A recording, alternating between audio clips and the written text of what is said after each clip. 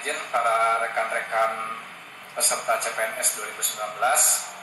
Kenapa saya sebut 2019? Karena nanti akan ditetapkannya pada tahun 2019 sekarang ini. Di sini saya akan menjelaskan tata cara untuk menyusun berkas. Tapi mohon maaf sebelumnya saya menggunakan sarana yang ada tidak sama persis seperti bentuk yang seharusnya. Tetapi di luar itu yang penting rekan-rekan semua mendapatkan tata cara atau tutorialnya seperti apa menyusun berkas. Yang pertama seperti yang sudah dijelaskan, di sini kita susun berdasarkan urutan yang ada tercantum pada web. Pertama, foto berlatar merah. Foto berlatar merah, kan fotonya harus memakai baju apa? Kita samakan aja, memakai baju hitam putih atau baju putih berlatar belakangkan merah, ukuran 3x4 itu sebanyak 10 lembar.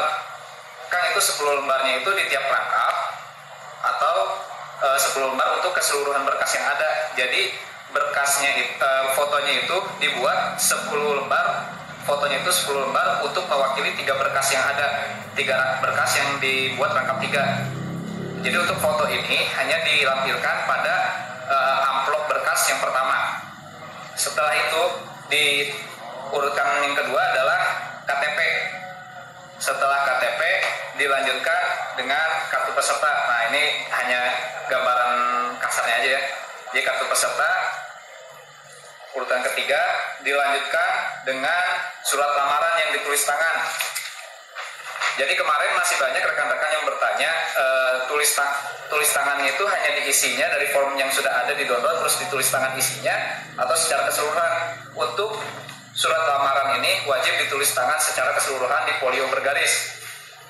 Jadi sini tulis tangan menggunakan huruf kapital dan bertinta hitam. Untuk tanggal surat lamarannya di sini menggunakan tanggal waktu rekan-rekan semua mendaftar ke SSCM. Apakah itu tanggal 27 Oktober atau tanggal berapa September, itu disesuaikan dengan tanggal waktu mendaftar, tanggal berapa. Nah itu setelah itu nanti ditandatangani di atas materai. Ditandatangani di atas materai itu materainya untuk surat lamaran tiga-tiganya asli. Jadi materainya pun harus dan tanda tangannya pun harus asli, materai dan tanda tangan. Itu disimpan setelah kartu peserta. Selanjutnya daftar riwayat hidup. Daftar riwayat hidup disiapkan dan diisi. Ini ada beberapa pertanyaan yang kemarin saya disampaikan oleh admin Instagram BKD. Kan untuk pendidikan bagaimana? Jadi setahu saya akreditasi itu memang sudah ada dari dulu. Tidak perlu melampirkan surat akreditasi dari masing-masing tingkatan. Misalkan waktu SD harus nyari surat akreditasinya, tidak perlu. Hanya untuk pencantuman nomor pencantuman akreditasinya saja udah A, B, C atau belum terakreditasi sekalipun. Jadi dicantumkan tingkatannya tingkat SD, SMP, SMA, lalu perguruan tinggi.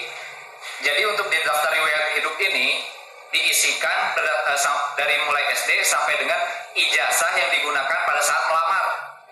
Sekalipun rekan-rekan sudah menempuh pendidikan S2 berdasarkan dari penjelasan dari BKN, itu hanya diperkenankan mengisi sampai jenjang pendidikan dengan ijazah yang digunakan pada saat melamar. Kalau S1 ya S1, D3 ya D3. Setelah itu akreditasi yang tadi saya jelaskan hanya ditulis keterangan akreditasinya. Tempat disesuaikan juga, domisili sekolahnya di mana, nomor itu nomor ijazah atau STTP-nya yang kalau nggak salah DG berapa nilai angkanya. Selanjutnya tanggal ijazahnya tanggal berapa, pejabat penanda tangan. Nah, di sini rekan-rekan semuanya perlu diperhatikan, pejabat penanda tangan di sini bukan nama jabatannya, tetapi diisi dengan nama orang yang menandatangani. Kalau nama pejabat yang menandatangan sudah jelas pastinya rektor atau kepala sekolah. Yang dibutuhkan di sini adalah nama pejabat, bukan nama jabatan. Sekali lagi diisi dengan nama pejabat yang menandatanganinya. Misalkan kepala sekolah, siapa nama kepala sekolahnya. Di diisi gelar depannya apa, gelar belakangnya apa. Jadi jangan salah paham. Di sini hanya nama saja tanpa gelar, karena gelar sudah terpisah di sini di kolom yang lainnya. Untuk yang luar negeri itu disesuaikan juga sama dengan yang atas. Riwayat pekerjaan silahkan diisi berdasarkan pengalaman kerja rekan-rekan semuanya. Kalau misalkan yang baru lulus dan langsung masuk ke CPNS, berarti tidak usah diisi. Masuk ke poin tanda jasa penghargaan. Kalau memang sudah pernah mendapatkan tanda jasa penghargaan apa, disebutkan dan diisi sesuai dengan kolom yang diperlukan. Riwayat keluarga, bagi yang sudah menikah wajib mengisi istri atau suami. Di sini hanya dituliskan NIK istri suaminya apa, NIK bagi pasangan atau istri dan atau suaminya yang sudah menjadi pegawai negeri sipil, diisi NIK-nya. Setelah itu namanya siapa, tempat tanggal lahirnya apa, pekerjaan atau posisi jabatan.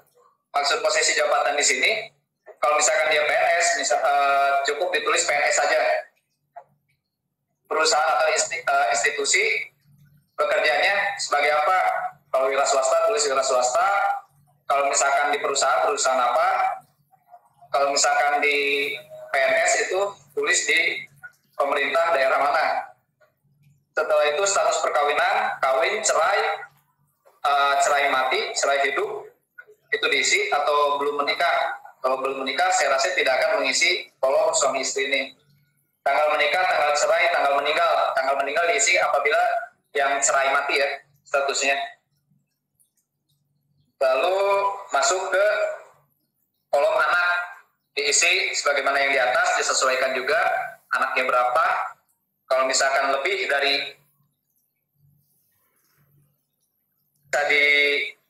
diimprovisasi, kalau memang sudah ada yang memiliki anak lebih dari 4, diimprovisasi mungkin itu kan bentuknya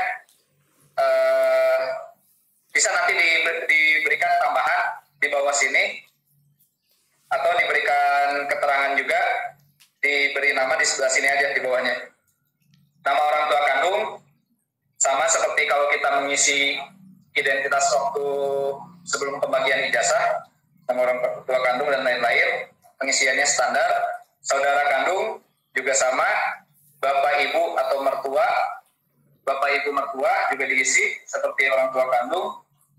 Dan keterangan organisasi, kalau rekan-rekan mengikuti organisasi di luar instansi pemerintah, seperti misalkan ormas, atau bagi istri dari PNS, PKK atau Dharma Wanita, bagi istri polisi atau bayangkari, berarti bagi istri tentara berarti Persir, itu diisi boleh.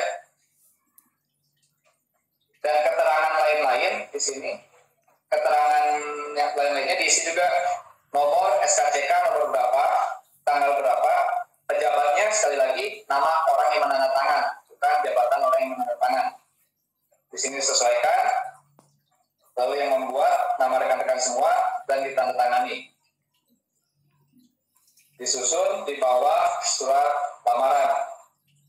Lalu diikuti oleh ijazah.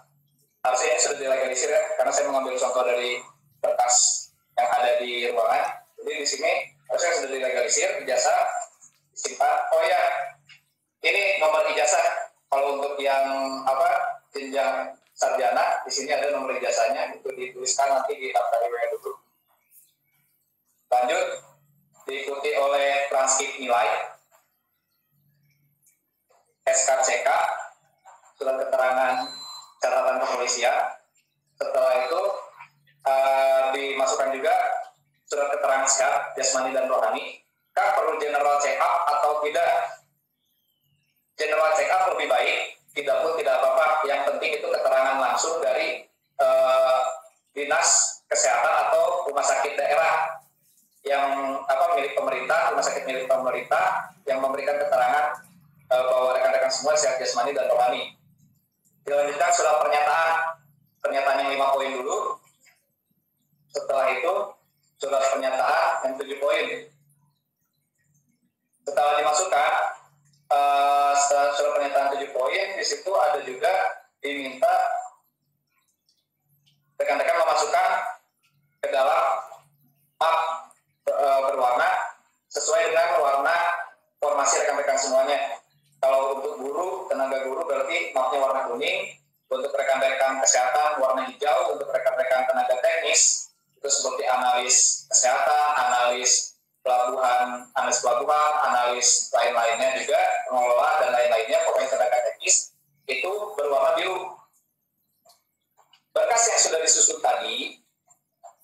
berkas yang sudah disusun tadi itu dirapikan. Ingat, susunannya tidak berubah dan untuk foto dilampirkan di map berkas paling depan. Salah satu map berkas saja, mau yang paling depan, mau yang tengah, atau yang belakang, yang pasti foto tidak diminta 10 kali rangkap 3, tetapi hanya 10 lembar saja. Disimpan di depan, lalu nanti diklik memakai paper clip, masukkan ke dalam map. Seperti yang sudah disampaikan di dalam web, ada lembar checklist kelengkapan berkas yang di-download, itu ditempel di depan setiap map. Berarti satu map berisi satu rangkap berkas dan satu lembar checklist kelengkapan berkas. Dan diusahakan untuk checklist kelengkapan berkas di-download yang terbaru, karena ada perbedaan di poin 1, harusnya latar belakang merah.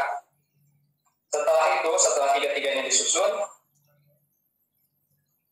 ini kan dibuat paper clip. Setelah disusun, masukkan ke dalam amplop coklat sebagaimana sudah diberitahukan di web. Sesuaikan saja nanti setelah dimasukkan ke dalam amplop coklat, tiga-tiganya, jadi tiga map berwarna dimasukkan ke dalam satu amplop coklat. Di halaman depan amplop coklat ini, di sini di pojok kanan atas itu berisikan nama, nomor peserta, formasi, dan jabatan yang dilamar, serta alamat. Kenapa dibedakan formasi dan jabatan? Kalau formasinya itu membedakan tenaga guru, teknis, atau kesehatan, dan jabatannya diisi berdasarkan jabatan yang dilamar, apakah guru matematika, atau dokter ahli pertama, atau analis kesehatan, dan lain-lainnya. Lalu diisi alamat lengkap, dan di sini ada di pojok kiri bawah ditujukannya kepada siapa? Kepada yang terhormat Gubernur Jawa Barat, Cekyu, Ketua Panitia Seleksi Daerah Pengadaan CPNS Pemerintah Daerah Provinsi Jawa Barat tahun 2018, PO Box CPNS Jabar 2019. Ingat, jangan sampai salah, PO Box CPNS Jabar 2019. Nah, setelah itu silakan dimasukkan. Rekan-rekan semua bisa langsung menuju kantor pos terdekat, mengirimkan berkas yang dimaksud, yang sudah disusun, melalui pos ekspres. Nanti akan langsung sampai ke sekretariat Panselda. Dan untuk poin yang satu lagi tertinggal, untuk di sini, di checklist kelengkapan, mohon diisikan nomor HP yang dapat dihubungi. Dalam artian bukan nomor HP yang hanya tercantum sebagai nomor WA, karena kecil kemungkinan kita menghubungi via WA. Kami pasti menghubunginya via telepon langsung, telepon biasa, bukan telepon WA.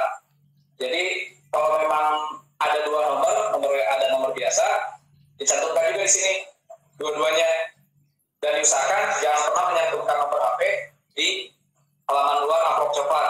Dikhawatirkan disalahgunakan oleh pihak-pihak yang tidak bertanggung jawab. Jadi untuk nomor HP hanya diisi di sini. Maksudnya apa? Untuk mengkonfirmasikan apabila ada ketidaksesuaian berkas yang dikirimkan oleh rekan-rekan sekalian.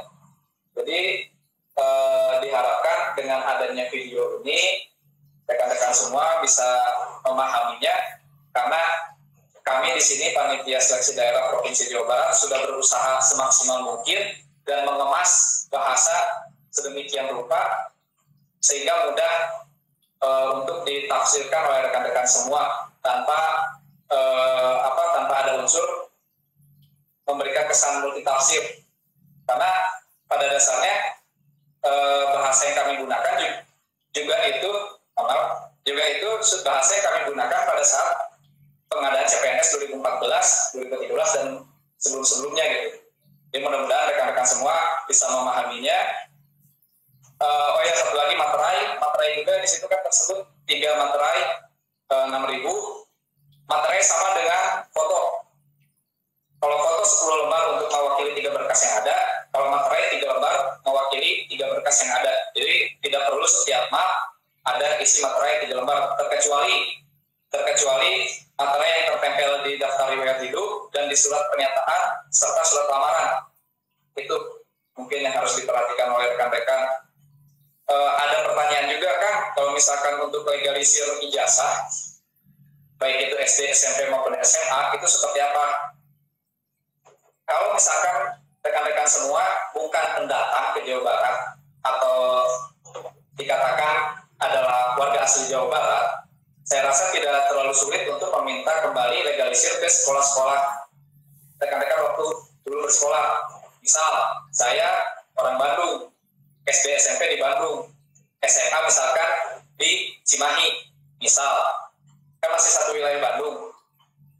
Ada yang bertanya kan, tidak ke Dinas Pendidikan? Tidak, Dinas Pendidikan melakukan legalisir bagi rekan-rekan yang berstatus pendatang, atau misalkan di luar Provinsi Jawa Barat, misal admin itu aslinya orang Sumatera Utara, mendaftar di Jawa Barat dan diterima sebagai CPNS Jawa Barat. Tidak mungkin saya, dan posisi yang bersangkutan sudah ada di Jawa Barat beberapa tahun, tidak mungkin saya meminta yang bersangkutan kembali ke Sumatera Utara hanya untuk melegalisir. Itu bisa dilakukan di Dinas Pendidikan setempat, daerah setempat domisilinya yang sekarang.